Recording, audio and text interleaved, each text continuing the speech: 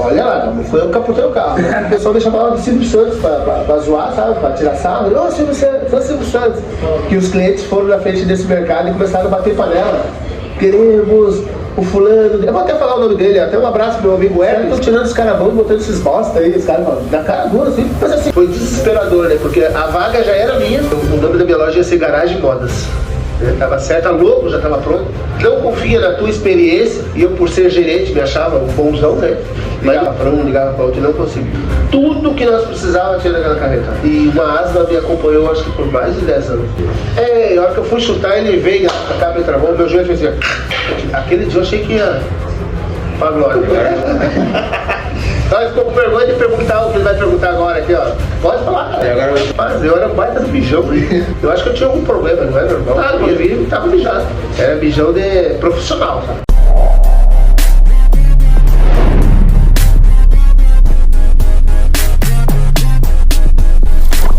Paz de Deus, irmãos, estamos aqui com o tão esperado podcast com o João Kleber.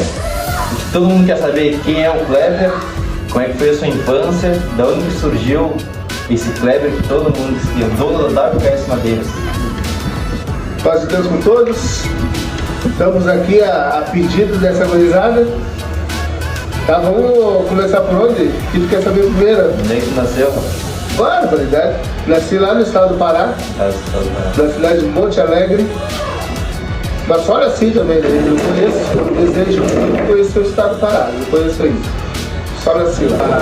Já trabalho desde muito cedo, né? Desde os 7 anos já trabalhava.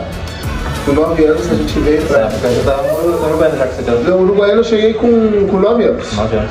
Não conhecia ninguém, viemos dentro do Acumbi. O pai trouxe a tropa toda, né? Veio o pai, a mãe, mais 5 guris dentro, 2 meninas e 3 piadas dentro da Kombi velho. E nossa primeira oportunidade, nosso primeiro trabalho foi para Baixada. Ali onde nós tivemos uma baita de experiência, né? Atender os argentinos.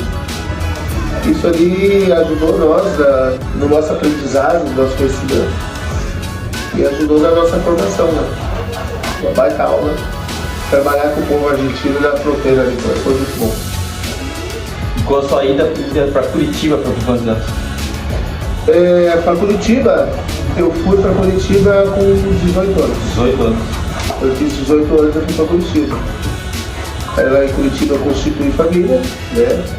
Meu primeiro emprego foi no supermercado, já tinha experiência aqui no Bacris, no Uruguaiano. E daí lá eu comecei, cheguei no mercado, né? Apavorado, porque precisava trabalhar, né? Eu cheguei no gerente do mercado e disse, me dá uma oportunidade, tô chegando no Rio Grande do Sul. Vaga nós não temos, mas se você quiser fazer uma experiência aí, tem uma vaga de repositor. Eu falei, não, tá em quanto que é o salário? R$200 por mês. Eu, melhor 200 do que nada, né? Sim. E foi onde eu comecei em Curitiba, eu comecei trabalhando no mercado chamado Bom Preço lá em Curitiba. Meu primeiro emprego, né? Aí desses mercados fui pro Fecho, depois do Fecho fui pra Pernambucanas e da Pernambucanas fui pra Lojas de Milênios. Lojas Milênio, né? O nome da Loja de Milênio. Na Pernambucanas eu exerci o cargo de vendedor. Entrei como segurança, fui passando até cheguei ao cargo de coordenador de produtos financeiros. Depois eu saí da Pernambucanas e entrei na Lojas Milênio como gerente lá. E depois, lá eu tive a Duda e tive o Dudu, né?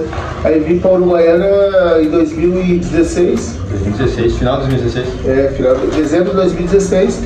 O Dudu tinha um mês e pouquinho. E retornamos para Uruguaiana em 2016. Estamos aí até hoje. Com isso daí criou a WKS Madeiras. Então, assim, o sonho desse empreendedor é muito antigo, né? Só que por medo, né?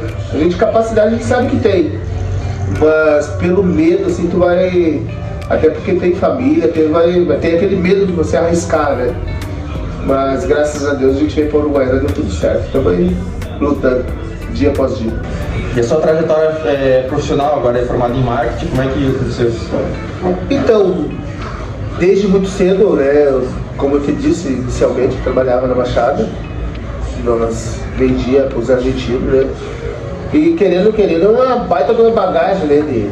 de negócio, de comércio, né? Sim. E a outra, você tem que vender em outra língua. Para quem não conhece a língua é complicado. Então, assim, como que foi o nosso começo?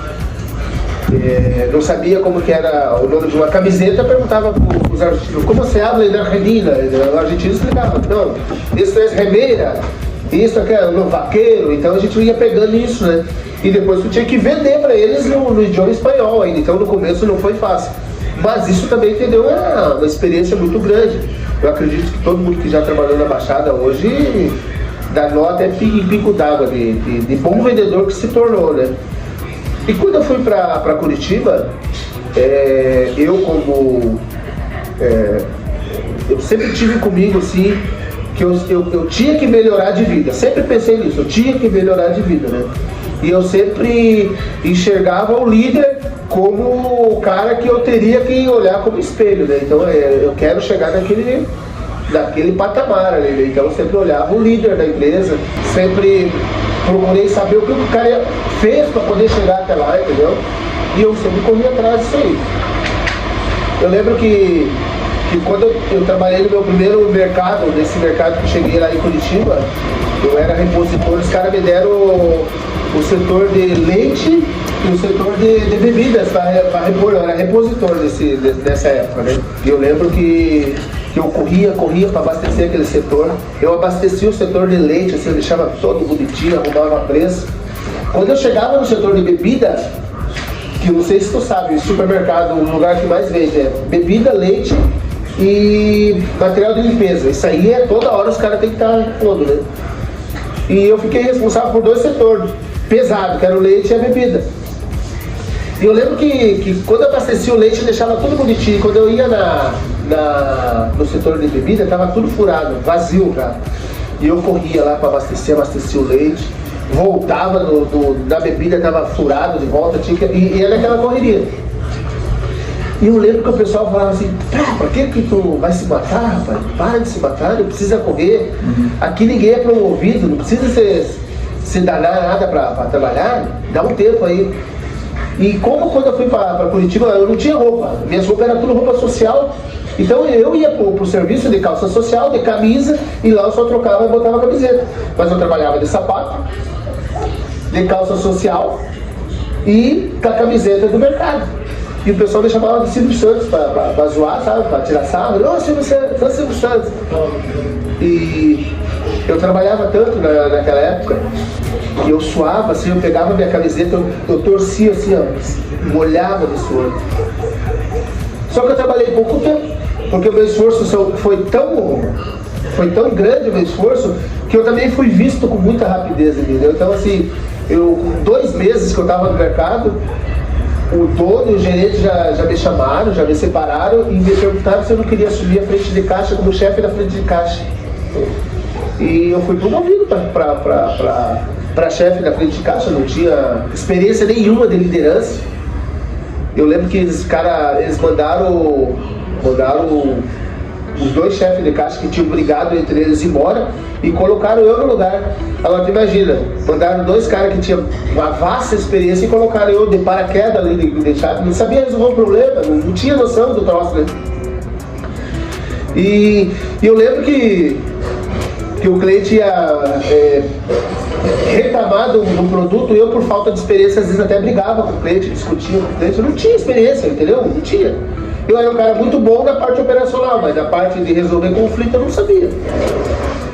E eu lembro que os clientes foram na frente desse mercado e começaram a bater panela. Queremos o fulano, eu vou até falar o nome dele, até um abraço pro meu amigo Hermes Pinheiro. Hoje, se eu não me engano, ele mora na cidade de Piraquara, no Paraná. Sou muito grato ao Hermes, porque o Hermes foi um dos caras que me ajudou, me ensinou a trabalhar naquela época. Eu lembro que o pessoal foram fazer um panelaço na frente do mercado. Aí, queremos o Hermes de volta, o Hermes de volta, o Hermes de volta. Os caras chegavam lá e falavam, mas os caras estão tirando os caras bons e botando esses bosta aí. Os caras falam, na cara dura assim. Mas assim, tinha razão, eu não tinha experiência. E a empresa se obrigou a contratar o Hermes de volta. A empresa se obrigou a contratar esse cara de volta. E quando esse Hermes voltou, era um cara fantástico, o cara era muito bom. E foi esse cara que me ensinou a resolver. Não, Kleber, quando acontecer esse tipo de problema, tu faz assim, quando acontecesse outro tipo de problema, faz assim. E ele foi me ensinando, foi me moldando, me ajudando, se tornou um grande amigo, né? Até faz bastante tempo que eu converso com ele, mas é um amigo meu que me ajudou muito naquela época, né? E foi com ele que eu aprendi a parte de resolução de problemas. Então, assim, a gente sempre precisa de pessoas que nos ajudam ao longo da nossa trajetória a mostrar o caminho, né? Mostra o caminho, claro, mas depois você tem que fazer a tua parte também, né? Mas ao longo da tua trajetória você precisa de pessoas que vai te direcionar, ó, se tu ir por aqui, se torna as coisas mais fáceis, se você fazer dessa forma é melhor, entendeu? E depois que eu trabalhei nesse supermercado, uma outra rede comprou esse mercado que eu trabalhava, e daí eu assumi a parte de chefe da frente de caixa nesse mercado, né? Eu trabalhei bastante tempo nesse mercado como chefe da frente de caixa. Aí depois, acostumado a andar de gravata, o pai começou a me ligar: ô Kleber, vem pra cá, vem pra cá. Aí fui pro Mato Grosso do Sul. No Mato Grosso do Sul eu fiquei, acho que, se não me engano, 6, 7 meses. A Duda era pequenininha, né? Acho que tinha 5 meses, a Duda era pequenininha. E eu decidi retornar para Uruguaiana. Para Uruguaiana não, para Curitiba. E quando eu retornei para Curitiba, eu fui procurar emprego. Aí eu entrei no supermercado, tinha uma vaga lá de operador de caixa, e como eu tinha trabalhado de operador de caixa aqui no Goiânia, no Batriz, né? Eu falei, é barbada para conseguir um novo emprego, né? E peguei, vamos lá. Aí tinha um monte de gente concorrendo àquela vaga de operador de caixa, né? E eu bem falante, assim, então, a guria gostou de mim e me escolheu. E ela falou assim: Kleber, gostei de ti, preciso agora que tu me traga o teu comprovante de escolaridade completo, teu comprovante de endereço, seus documentos e tal. Eu falei: tio, mas eu não tenho segundo grau completo, eu tô no segundo ano, falta o terceiro ainda, né? Ela falou assim: tá, mas tu não viu o enunciado da vaga, que a vaga era só para quem tivesse segundo grau completo? Eu falei: mas eu tenho experiência, eu já trabalhei no caixa. Ela falou assim: não adianta tu ter experiência se você não tem conhecimento, não posso te contratar. Naquele momento eu fiquei com... Foi desesperador, né? Porque a vaga já era minha, e por falta de um ano de estudo de segundo grau completo, eu não pude assumir aquela vaga como operador de caixa. Esse é um grande supermercado aí na região de Curitiba, o supermercado Extra da 15. É outra coisa que, se algum dia encontrasse a moça do RH que naquela época me fechou as portas, eu queria dar um abraço nela hoje, porque através daquilo lá mudou a minha vida. Porque ela falou assim pra mim, assim: não adianta tu ter experiência se você não tem conhecimento. É uma frase que ficou até hoje, martela na minha cabeça. E ela não me contratou por falta de estudo. Esse ano era o ano de 2000 se eu não me engano, 2005. 2005.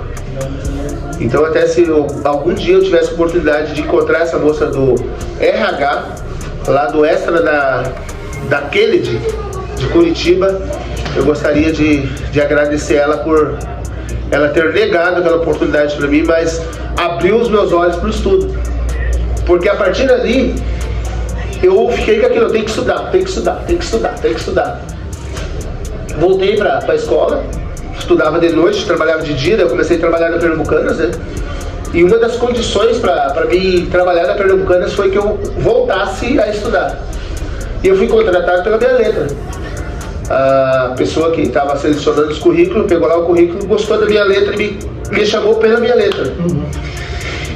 E uma das condições é que eu tinha que voltar a estudar. Falei: não, volto a estudar. Voltei a estudar. Ganhei a bolsa na faculdade para fazer o curso de marketing, fiz o curso de marketing, estudei. E na Pernambucanas eu fui gradativamente sendo promovido. Comecei como segurança, depois eu fui para vendedor de eletroportáteis, depois eu fui para vendedor de eletro, né? E sempre me destacando na venda de produtos, na venda de garantia. E por último eu fui promovido a coordenador de produtos financeiros. Eu tinha uma equipe que eu coordenava. E depois eu saí da Pernambucanas, eu fui para as lojas Milênio. E nas lojas Milênio eu continuava com aquele... Não adianta você ter experiência se você não tem conhecimento. Nas lojas Milênio eu tive a oportunidade de fazer a pós-graduação. Eu fiz a pós-graduação em Controladoria e Finanças. E trabalhei 5 anos nessa empresa. E em 2016 eu estava saindo dessa empresa e estava tudo certo para mim voltar para Curitiba. Eu já tinha gerenciado 4 lojas deles, cara. Tamandaré, cidade de Almirante Tamandaré, Fazenda Rio Grande, Araucária e por último eu estava em Guaratuba, que é praia. E estava tudo certo para abrir uma loja lá em Curitiba. Já estava tudo desenhado, já tinha visto alguns fornecedores, já tinha comprado alguns equipamentos, né? E a ideia era abrir a loja. Até tem o nome da loja, o nome da minha loja ia ser Garagem Modas. Estava certo, a logo já estava pronto. Eu lembro como se fosse hoje que daí nós fomos numa igreja congregar lá em Guaratuba, né? Uma salinha bem pequenininha. E na hora do culto o irmão pregou assim: tem um irmão aqui que ele acha que vai para um lugar, mas eu vou mandar ele para outro lugar. É um lugar que ele nem imagina.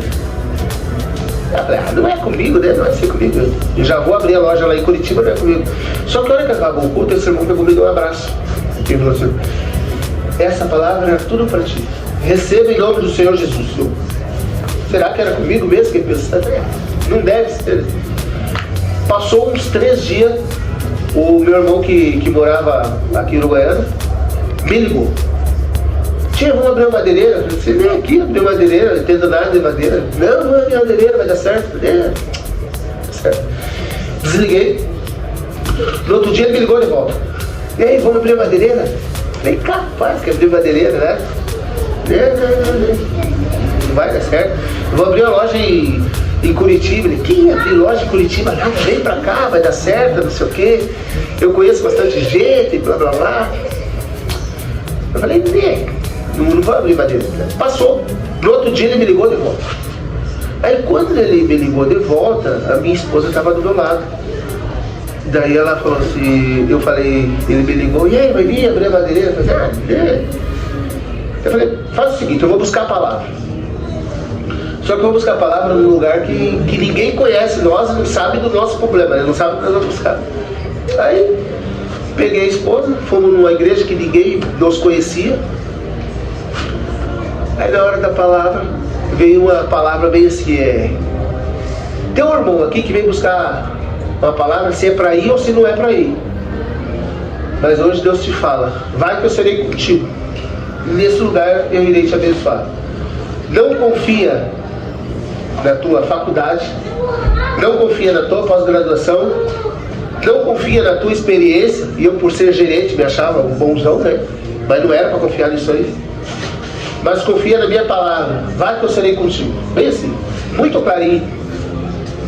Acabou o culto, eu falei assim, será que era conosco? Muito claro, muito. Mas vamos buscar de novo. Aí nós fomos em outro lugar que ninguém conhecia nós também. Culto vai, culto. Chegou na hora da palavra. Deus usou o irmão de novo. Já não te falei eu? Bem assim. Vai que eu já tirei a pedra do teu caminho. Bem assim. Vai que eu serei contigo. Não confia na tua faculdade. Não confia na tua experiência. Não confia na tua pós-graduação. Mas confia na minha palavra. Vai que eu serei contigo. Vai que lá eu vou te abençoar. Agradeço a Deus que chegamos aqui no Goiânia só com a coragem. Com a coragem. Dinheiro tinha bem pouquinho. O Hélio também tinha bem pouquinho dinheiro, não tinha nada quase. E ninguém queria vender madeira para nós, porque nós não tinha histórico. Não tinha histórico.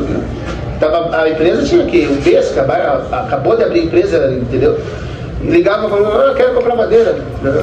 Tem que ter pelo menos 2 anos de CNPJ. Nosso CNPJ era novo. Ligava para um, ligava para outro e não conseguiu. Aí de repente apareceu um homem que teve coragem de vender para nós a madeira. Vendeu a primeira carga, nós esparramamos no terreno, assim, bem pouquinho. Isso ele entregou no sábado. Quando foi na segunda-feira, ele foi para buscar os cheques. Era no cheque, né? Ele chegou na frente da madeireira e disse: isso aqui é uma madeireira? É uma madeireira. Tá, mas cadê a madeira? Ah, tá aí. Desse jeito vocês não vão conseguir vender madeira. Vocês têm que encher esse pátio de madeira. Só que nós não tinha recurso, né? Não tinha como. Não, mas aí nós vamos encher o pátio e nós vamos ter que pagar como? Não tem como, nós estamos dando um passo conforme a gente... Não. Vou te mandar mais uma carga. Essa carga você paga do jeito que você puder, quando puder e como der. Tchê, passou a semana, quando foi no sábado, nós esperamos o caminhão, o truquezinho, né? E chuva que Deus mandava, né? Chuva. Quando nós olhamos, nós estávamos esperando um caminhão pequeno, né? O homem mandou uma carreta lotada de madeira, até os guardanapos, mas tudo que nós precisávamos tinha naquela carreta. Tinha poste, tinha trama, tinha listão, tinha... O que tu imaginar tinha lá. E eu tô pra dizer pra gente que eu acho que eu nunca recebi uma carreta tão cheia que nem aquela que a gente recebeu aquele dia. Muita coisa. E foi assim que nós começamos, né? Nós espalhamos, deu volume, né? Vendemos aquilo ali, pagamos, compramos de novo, vendemos. E graças a Deus aí estamos até hoje aí, na luta. Então, uma observação, um dia que abriu a madeireira, só não estava. Um dia que abriu a madeireira, só não estava na cidade. Não, porque o dia que abriu a madeireira foi o dia que o Dudu nasceu. O Dudu nasceu exatamente no mesmo dia. E daí não podia, estava esperando o guri nascer, né? Não tinha como, entendeu? E outra, nasceu hoje, não pode sair amanhã com a criança, né? Então a gente esperou mais ou menos uns 30 dias para poder vir. Mas daí ela já estava operando, né? Então aí, né? E agora puxando mais pro lado meio infantil, meio adolescente e até mais adulto, futebol. Ah, eu era bom de bola, hein? Era bom de bola. Pelo menos eu acho que eu era, né? E gostava do futebol, né? Gostava da bolinha. Sempre gostei de bola. Mas sempre gostei mesmo de jogar bola. Batia com as duas pernas, né? Direita e esquerda, metido a craque. Agora, não sei se jogava, né? Mas eu achava que eu jogava, os caras achavam que eu jogava tanto, mas tá bem.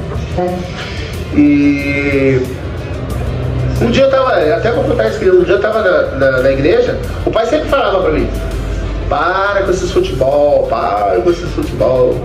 Um dia tu tá dentro da igreja, outro dia tá lá nos cantos, o pai falava. Eu falava: não, isso é um esporte, nada a ver isso aí. Vou ter 70 anos e vou continuar jogando bola. Então assim, na semana eu ia 3 dias no culto e ia 3 dias no campo jogar bola. Normal, era normal pra mim, pra mim é uma coisa que não fazia mal. Aí um dia eu fui na igreja, lá em Curitiba isso. Fui lá na igreja, o irmão tava atendendo, bem velhinho. Ele, na hora da palavra, bem assim: tem um irmão aqui que disse que vai jogar bola até quando ele ficar velhinho, até quando ele tiver 70 anos. Mas tu vai jogar bola até quando Deus permitir. E a partir de hoje você não joga mais bola. Bem assim. Falei: não é comigo, né? Deve ser com o outro lá de trás, eu vou continuar jogando. Isso era numa terça-feira. E eu jogava bola na quinta e na terça. Tá. Isso foi, se eu não me engano, ou foi terça ou foi quinta. Foi quinta-feira. Na sexta eu tinha jogo. Aí passou o culto, quando foi na sexta-feira eu fui jogar bola. Um minuto que eu tava em campo, me deu uma falta de ar de acocar, assim, não aguentar levantar. Aí saí, esperei 10 minutos, deu uma melhoradinha, voltei. A gente sempre sai e tira uma ruim, né? Ô Rui, sai daí, daí tu entra, né? Entrei, mais 5 minutos, acoquei de volta de falta de ar. Aí entra outro, eu saí lá fora, dei uma recuperadinha, entrei de novo. Mesma coisa, falta de ar. Aí entrei de volta pra jogar, não consegui. 40, tá atrapalhando o time. Vai pegar no gol, fui pro gol. E lá parado no gol, não conseguia ficar parado, tinha que ficar acocado assim pra falta de ar. Isso foi na sexta-feira. Passou a semana, quando foi na terça-feira, tô eu lá jogando bola de novo. Mesma coisa.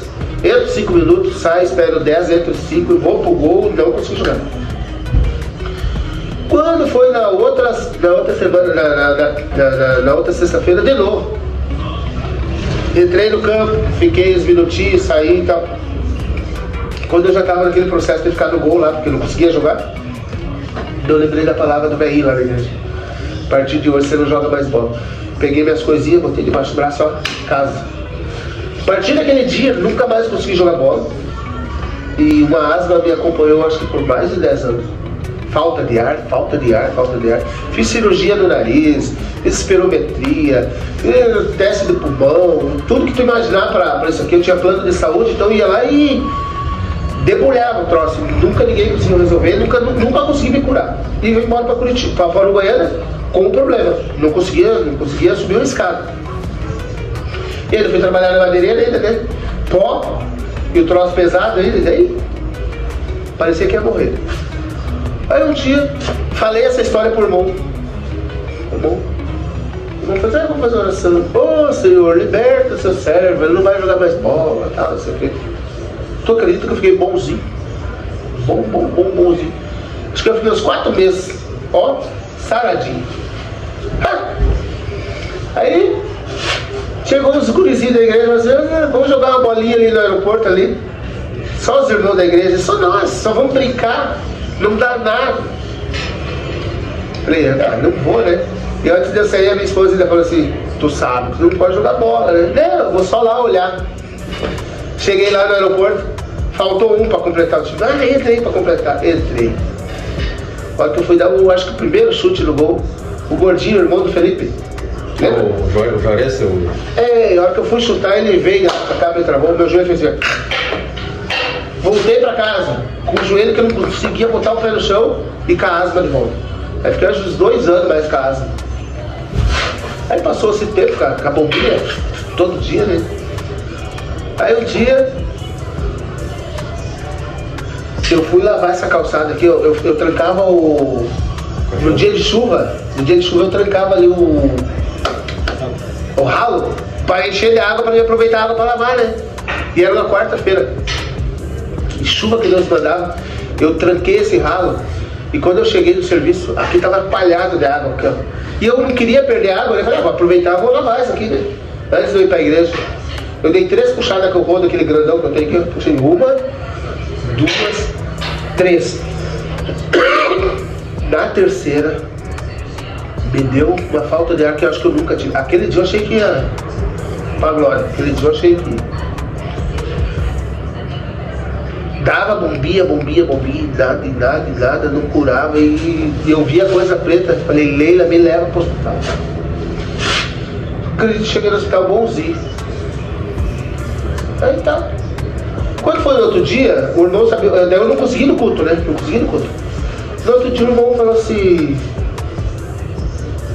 vamos orar e vamos apresentar o irmão Kleber que ontem ele passou mal, estava para o hospital. E orou. Desde aquele dia, eu não sei o que é asma mais, eu estou liberto. Às vezes dá vontade de jogar bolinha, mas eu sei que eu não posso. Às vezes pra ti não tem problema nenhum, mas pra mim, eu Kleber, não posso jogar. Tem nada, eu sei que tem gente que joga bola, ele faz tudo, né? Mas eu não posso jogar bola, não posso. Mas que eu gostava da bolinha, eu gostava. Fala do xixi. Pode falar.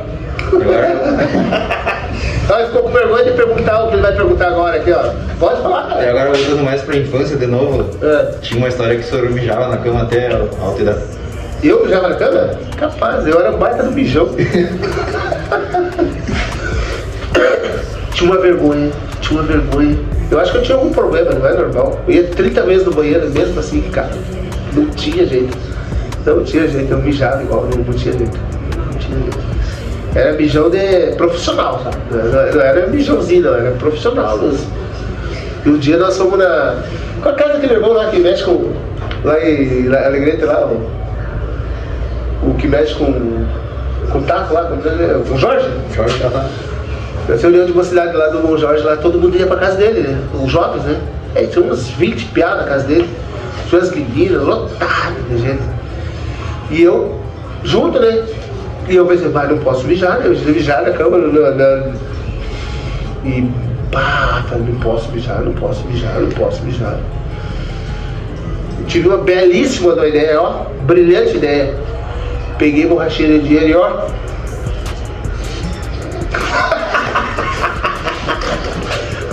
Gente do céu. Tá? E fui dormir.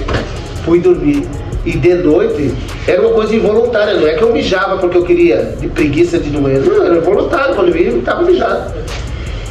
E de noite, cara, me deu a vontade de mijar. E aquele troço fechado. E foi crescendo assim. Cara do céu, que dor. Mas eu não mijei na cama aquele dia. Acordei com a dor filha da mãe, mas não mijei na cama. Era mijão. Hoje eu falo, dou risada, tô nem aí. Mas naquela época, meu Deus do céu, era vergonhoso. Cara, guri tem vergonha de tudo, né? Mas hoje não dou nem bola, mas quando era guri passava uma vergonha. Então se você é mijão, não dá bola não, uma hora passa. Daí com a internet rola uns papos aí que o senhor capotou um carro na sua vida. Olha lá, não foi eu que capotei o carro. Essa história tá mal contada. Eu participei, eu tava dentro do carro, né? Sim. Na verdade, assim, isso foi antes de eu ir Antes de ir pra Curitiba, né? Eu acredito, tinha uns 15 anos naquela época. Já tinha até orado, né? Tinha orado, já tava deitado na cama. E o Binho, que é o meu irmão, nós tinha uma época de pegar o carro da mãe escondido, né? E eu já tinha orado, era uma meia-noite, o Binho falou, vou dar uma voltinha. Falei, que voltinha lá? Já orei lá. Não, vou dar uma voltinha. Tinha pra quê? Aí nós pegamos o carro, empurramos o carro para não fazer barulho e tiramos o carro da garagem. E quando chegamos ali na Cidade de Alegria, ali, o carro virou de perna para cima. Foi a primeira cagada que eu fiz na minha vida, né? Mas não era carona, não era motorista, o motorista era o Binho. E tem uma história também que o senhor pegava a rabeta de caminhão, né? Na estrada? Não, na verdade é coisa de guri, né? Eu acho assim, na época de gurizada a gente fez muita coisa, né? Então nós, por exemplo, aqui no Uruguaiana mesmo, nós juntava aí 10, 12 piá e você largava pra... Tô falando piá por causa de Curitiba, tá? Curitiba a gente acaba falando piá, mas aqui no Rio Grande do Sul é guri, né? Então eu juntava a gurizada, e o gurizada ali do bairro Ipiranga ali, você largava tudo pra Sanga, né? E nessa ida nós íamos a pé, passava caminhão, nós se grudava e ia embora, né? Pegava carona. Mas isso eu não recomendo pra ninguém. Se eu tô vivo hoje é porque Deus guardou, porque nós fizemos muita cagada pegando rabeira de caminhão, né? Então não se faz, coisa que não se faz. O que mais quer saber? Essa história na música, começou no Saques Alto e depois chegando no Saques Barítono. Então, desde muito cedo, acho que eu tinha uns 11, 12 anos, já comecei a aprender música, né? Meu primeiro professor foi o irmão Amadeu. Eu já recolheu o irmão Amadeu, né? Foi o meu primeiro professor. Ele ia em casa nos ensinar e tal. Aí depois que o irmão Amadeu, Deus recolheu ele, né? A gente ficou ali, né? Irmão Júlio deu muita força pra nós no início lá, e quando era guri, né? Comecei do Saques Alto.